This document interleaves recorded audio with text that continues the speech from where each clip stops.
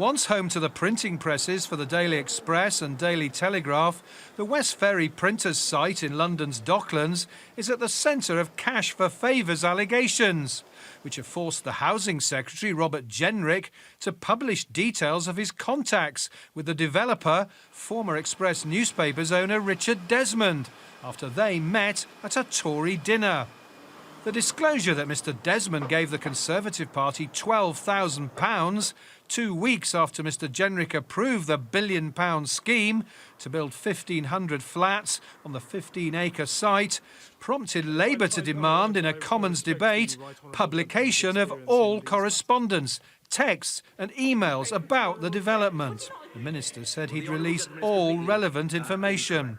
These documents show, contrary to the wild accusations and the baseless innuendo propagated by the honourable gentleman opposite and restated today in a series of totally inaccurate statements and comments, this was a decision taken with an open mind on the merits of the case. Mr Jenrick says the dinner was the first time he'd met Mr Desmond, who had invited him on a site visit, then sent him a number of text messages and tried to contact him by phone.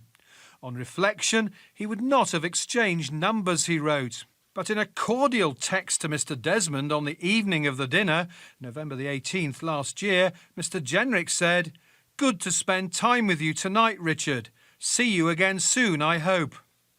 Mr Desmond replied, "Thanks, Robert. I really appreciate your text. We'll call your office tomorrow to arrange. Very best." But by December 23rd, Mr Desmond appeared impatient, texting, "We've got to get the approval before January the 14th. Otherwise, payment of £45 million to Tower Hamlets, meaning we have to stop and reduce social housing."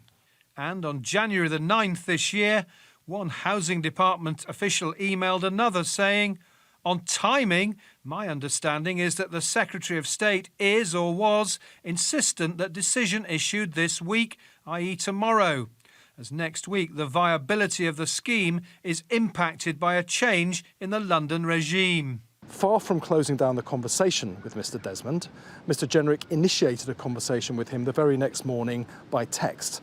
And it's clear from the documents that Mr Jenrick rushed through this decision on the 14th of January deliberately so he could help Mr Desmond avoid paying £30 to £50 million in tax.